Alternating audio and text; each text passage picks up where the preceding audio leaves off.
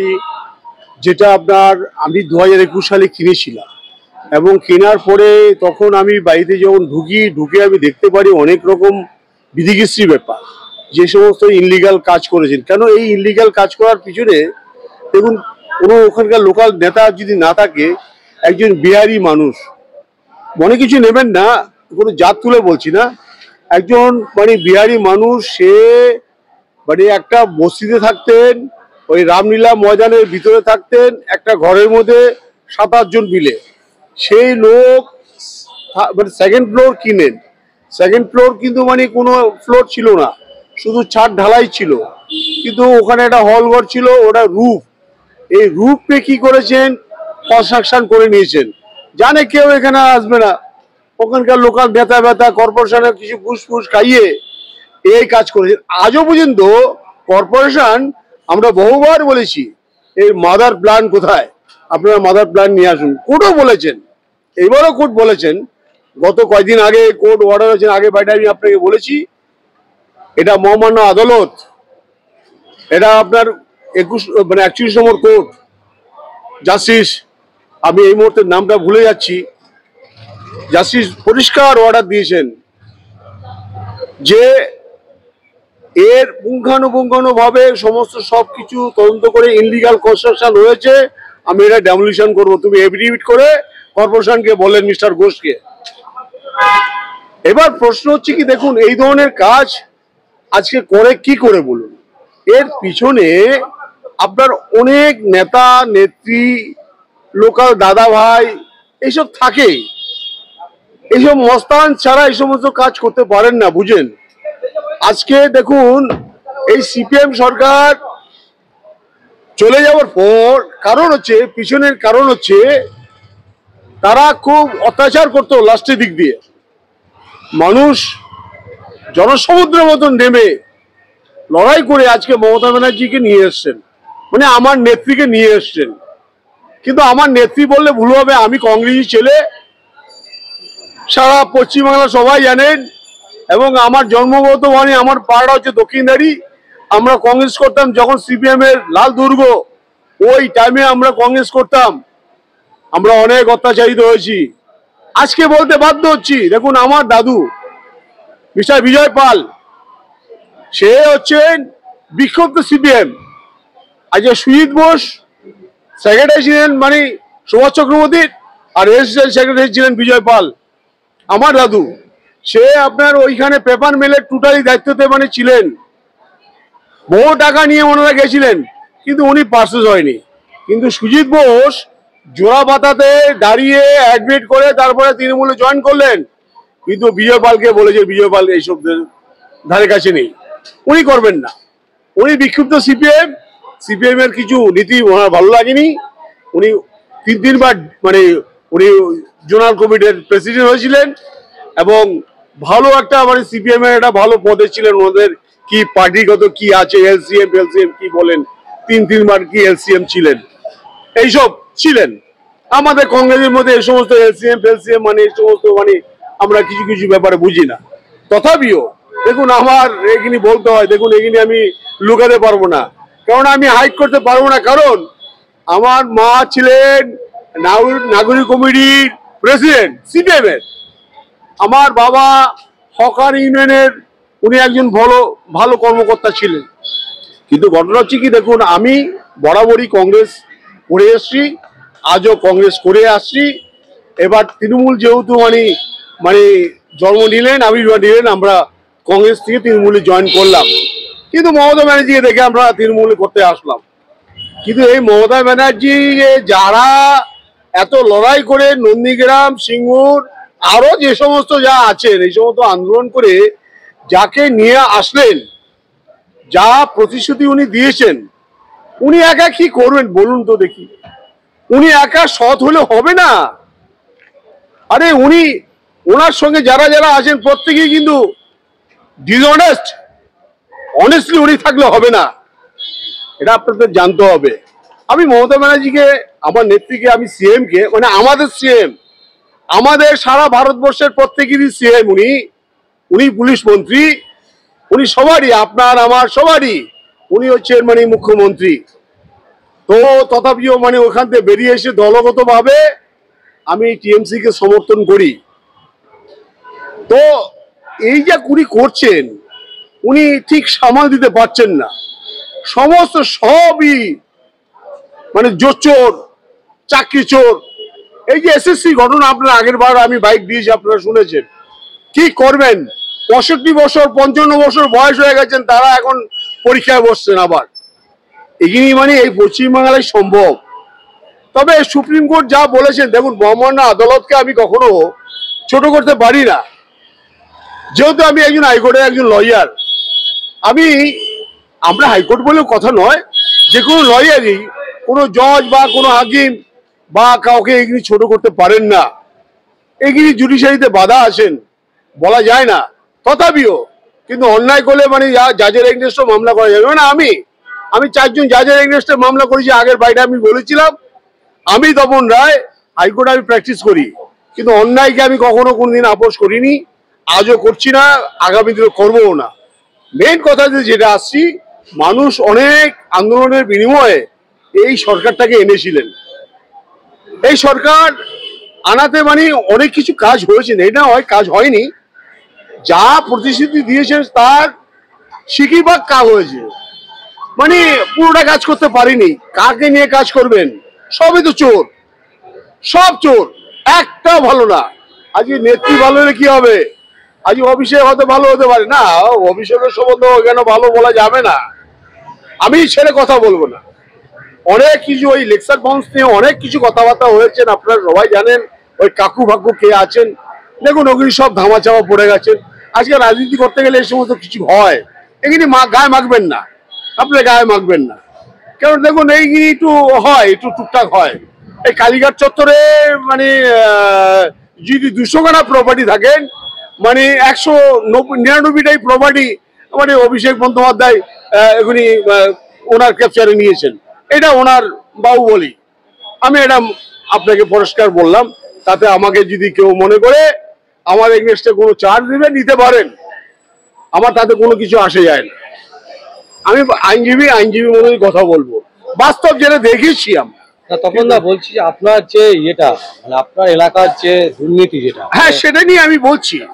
এই দুর্নীতির সঙ্গে দেখুন, উনি তো একটা জায়গায় বসে আছেন, ওনার নিচে যারা আছেন তাদের সম্বন্ধে সবই জানেন। জানা সত্ত্বেও মানে উনি কেন স্টেপ নিচ্ছেন জানি না। আজকে বলুন ওই আমার বাড়িটা, তাতে কোর্ট আজকে একদম সরাসরি ভাবে ডিরেকশন দিয়েছেন যে তুমি এফিডেভিট করে বলবে তুমি কবে এটাকে ডেমোলিশন করবে, এবং সমস্ত সবকিছু করে তুমি আমাকে জানাও। এই 12 তারিখের মধ্যে ডেট দিয়েছেন এটা আমাদের কাপুর সাহেব। এবার মনে পড়েছে জাস্টিস কাপুর সাহেবের ঘরে 31 নম্বর কোর্টে কয়েকদিন আগে অর্ডারটা হয়েছে। আচ্ছা, মেন কথাতে আমরা ফিরে আসি।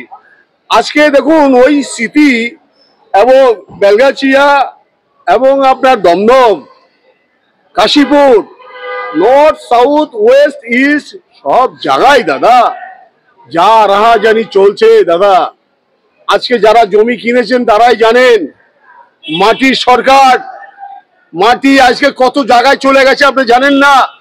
2 লাখ টাকা সম্পত্তি কিনে বলে 3 লাখ টাকা রেজিস্ট্রি খরচা কোথায় গেছে জানুন আগে। বুঝুন, যারা জমি কিনছেন বা জমি বিভাগে কিনছেন, বাড়ি কিনছেন, তারাই জানেন। এই আমার কথার উত্তর তারা দিতে পারবেন, এবং সারা ভারতবর্ষের মানুষ এটা শুনুন, পশ্চিমবাংলার মানুষও শুনবেন। কি করবেন বলুন? এত দেনা করে সিপিএম চলে গেছেন, সে দেনাকে পূরণ করতে গিয়ে উনি অনেক কিছু দাম বাড়িয়েছেন, কিন্তু এতটা নাবিশ্বাস মানে মূল্য বৃদ্ধি মানে করাটা আমার মনে হয় উনি ঠিকঠাক কাজ করলেন না। আগামী দিনে সেটা শুধরিয়ে নিলে মনে হয় জনগণ আরো কিছু ভালো ভাববেন ওনাকে নিয়ে। আজকে এখন এসব তো হলো, দেখুন বড় একটা বিস্ফোরণ গল্প আপনাদেরকে বলছি, গল্প নয়, এটা বাস্তব। এই সিটি মোড়ে আপনার দিকে ঢুকে 1 মিনিটের রাস্তা, বসাক বাগান বলে আপনার কথা বলে আপনারা জানেন, চিনেন বসাক বাগান। ওখানে বলরাম মন্দির আছে, বলরাম, জগন্নাথ, বলরাম, সুভদ্রা। ওই বলরামের একটা ট্রাস্টি বোর্ড আছেন ওখানে, কয়েক বিঘা জমি নিয়ে ওই টোটাল বসাক বাগান। আমার কাছে এই মামলাটা আসেন, আমি আপনাদেরকে সমস্ত সব তথ্য দেখিয়ে দেব।